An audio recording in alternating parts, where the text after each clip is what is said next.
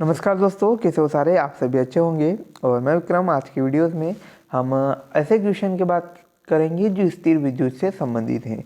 बहुत ही महत्वपूर्ण टॉपिक है गाइस ये आपका फिजिक्स का। और ये क्वेश्चन आपके द हेड, पीवीएफटी और पीएटी जैसे एंट्रेंस एग्जाम के लिए बहुत ही महत्वपूर्ण रहने वाले हैं। तो टाइम गवाते न हुए सीधे क्वेश्चन की ओर आते हैं। तो क्वेश्चन है फर्स्ट, द्रव की एक बूंद को आवेशित करने पर उस सिकुड़ने की प्रवृत्ति होती है। बढ़ती हैं, घटती हैं, अपरिवर्तित रहती हैं या इनमें से कोई नहीं। तो ये रहेगा इनमें से कोई नहीं, यानी कि जो द्रव की एक बूंद को अगर हम आवेशित करते हैं तो उसके सिकुड़ने की जो प्रवृत्ति होती है घटती है। तो बी आंसर रहेगा इसका कि density to shrink when a drop of liquid is charge. तो डिक्रेस रहेगा। नेक्स्ट सेकंड क्वेश्चन है कि एक बंद पृष्ठ के अंदर विद्युतीय द्विध्रुव स्थित है। बंद पृष्ठ से निर्गत कुल विद्युतीय फ्लक्स होगा। An electric dipole is located inside a closed surface. The total electric flux through the closed surface will be। तो ऑप्शन है कि Q upon epsilon zero, Q epsilon zero या अनंत या शून्य। यहाँ पर गाइस जो ई जीरो आपको दिख रहा होगा इसको एप्सिलॉन जीरो कहा जाता है। तो डी आंसर रहेगा इसका जीरो। तो देखते हैं कि एक बंद पृष्ठ के अंदर एक विद्युतीय द्विध्रुव स्थित है और बंद पृष्ठ से निर्गत कुल विद्युतीय फ्लक्स जो होगा शून्य होगा। नेक्स्ट थर्ड क्वेश्चन, यदि किसी खोखले गोलीय चालक को धन आवेशित किया जाता है तो उसके भीतर का विभव होगा शून्य होगा, धनात्मक तथा समरूप होगा, धनात्मक और असमरूप होगा या ऋणात्मक और असमरूप होगा। तो if hollow spheric conductor is positively charge then a potential inside it will be. तो ये रहेगा धनात्मक और समरूप होगा, यानी कि किसी खोखले गोलीय चालक को धन आवेशित किया जाता है तो उसके अंदर का विभव जो होगा धनात्मक और समरूप होगा। नेक्स्ट क्वेश्चन नंबर 4 कि एक इलेक्ट्रॉन तथा एक प्रोटॉन एक दूसरे के समीप आते हैं तो निकाय की स्थिति ऊर्जा में क्या होगा, घट रही है, बढ़ रही है, अपरिवर्तित रह रही है या अनिश्चित है। तो ये रहेगा हमारा एक घट रही है। तो यानी कि एक इलेक्ट्रॉन तथा प्रोटॉन एक दूसरे के समीप आते हैं तो जो निकाय है उसकी स्थिति ऊर्जा जो है घटती है। तो an electron and a proton are coming close to each other potential charge of this system. तो डिक्रेसिंग इसका आंसर रहेगा, यानी कि घटती है। नेक्स्ट एक इलेक्ट्रॉन को दूसरे इलेक्ट्रॉन की ओर लाने पर स्थिति ऊर्जा, ऑप्शन है घटती है, बढ़ती है, अपरिवर्तित रहती है या शून्य रहती है। तो ये रहती है गाइस बढ़ती हैं, यानी कि एक इलेक्ट्रॉन को इलेक्ट्रॉन के समीप लाएंगे तो ये बढ़ेगी, निकाय की जो स्थिति ऊर्जा रहेगी बढ़ेगी। लेकिन जब इलेक्ट्रॉन को अगर प्रोटॉन के समीप अगर हम लाएंगे तो इन निकाय की जो स्थिति ऊर्जा जो रहती है घटती हैं। तो potential energy of system on burning of one electron toward another electrons, तो इंक्रीज यानी कि बढ़ता है। नेक्स्ट हम बात करें एक धनावेश को निम्न विद्युत क्षेत्र से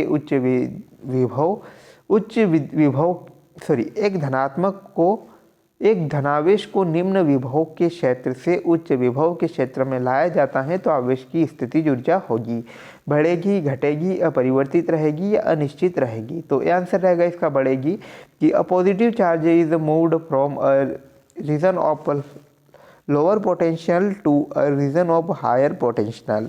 तो विल बी इंक्रीज इसका आंसर रहेगा, यानी कि बढ़ेगी। इसके बाद नेक्स्ट, साबुन के एक बुलबुले को कुछ ऋणात्मक आवेश दिया जाता है तो इसकी त्रिज्या घटेगी, बढ़ेगी, अपरिवर्तित रहेगी या अनिश्चित रहेगी। तो ये रहेगा बढ़ेगी कि अब soap bubble is given some negative charge its radius. तो यानी कि साबुन के बुलबुले को ऋणात्मक आवेश दिया जाता है तो इसकी त्रिज्या जो है बढ़ेगी। नेक्स्ट हम बात करें कि समविभव पृष्ठ पर एक इलेक्ट्रॉन को एक बिंदु से दूसरे बिंदु तक स्थापित करने में कार्य इलेक्ट्रॉन पर होता है, कार्य इलेक्ट्रॉन द्वारा होता है, कार्य अनंत होता है, कार्य नहीं होता है। तो डी आंसर रहेगा इसका कार्य नहीं होता है कि displacing an electron from one point to another on an even potential surface. तो डी आंसर रहेगा it does not work. Next हम बात करें क्वेश्चन नंबर 9 कि यदि समरूप विद्युतीय क्षेत्र x दिशा में हो तो समविभव तल होगा। एक्स वाई तल में, एक वाई जेड तल में या एक्स जेड तल में, या कहीं भी हो सकता है। तो भी आंसर रहेगा इसका वाई जेड तल में कि if the uniform electric field is in the X direction then the isopotential plane will be. तो ये रहेगा yz इन द फ्लोर, यानी कि yz तल में रहेगा, यानी कि किसी समरूप विद्युतीय क्षेत्र x दिशा में हो तो इसका समविभव तल जो होता है yz तल में होगा। नेक्स्ट, आवेशित खोखले गोलाकार चालक केंद्र पर विद्युतीय क्षेत्र तथा विभव दोनों शून्य होते हैं। विद्युतीय क्षेत्र शून्य होता है, विद्युत विभव शून्य होता है, विद्युत विभव नहीं। विद्युत क्षेत्र शून्य होता है, विभव नहीं, या डी है, दोनों ही अनंत होते हैं। तो सी आंसर रहेगा विद्युतीय क्षेत्र शून्य होता है जबकि विभव जो होता है शून्य नहीं होता है। आवेशित खोखले गोलाकार चालक के केंद्र पर जो विद्युतीय क्षेत्र शून्य होता है जबकि विभव जो होता है शून्य नहीं होता है। At the centre of a charge hollow spheres conductor, तो ये रहेगा हमारा सी कि electric field is zero, potential is not zero.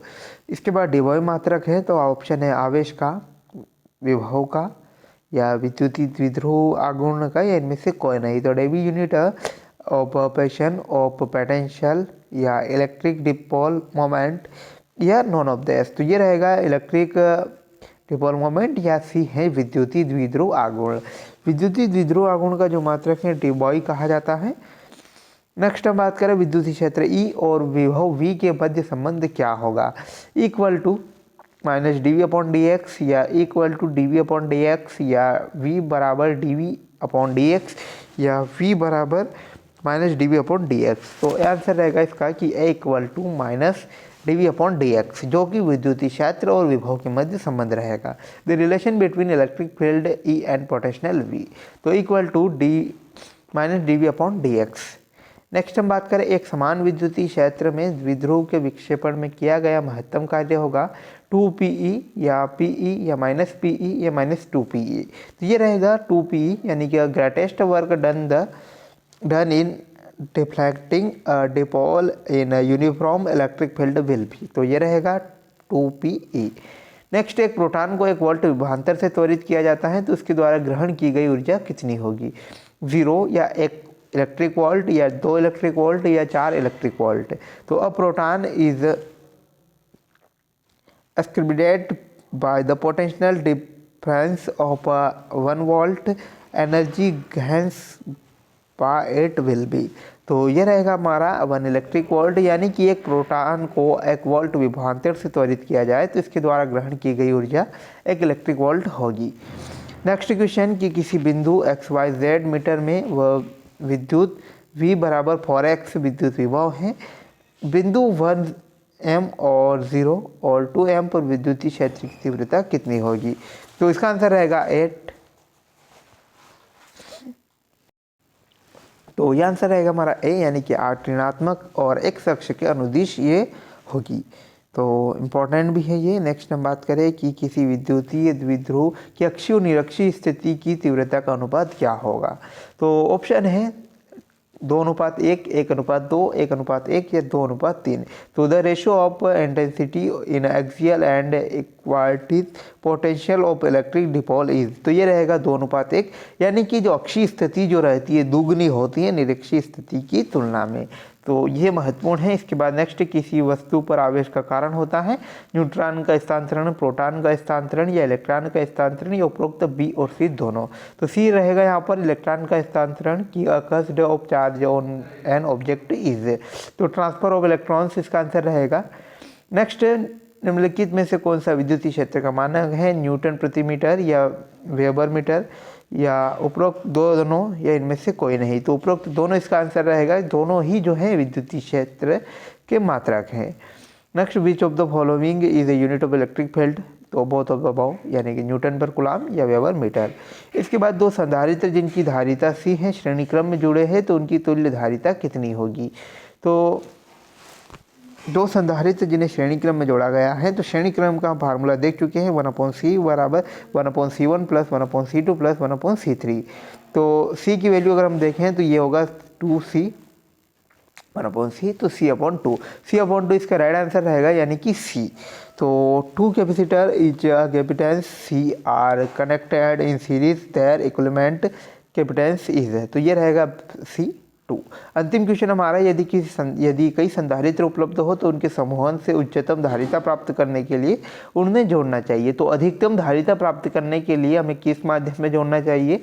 Option श्रेणी क्रम में, समांतर क्रम में, मिश्रित क्रम में, या इनमें से कोई नहीं।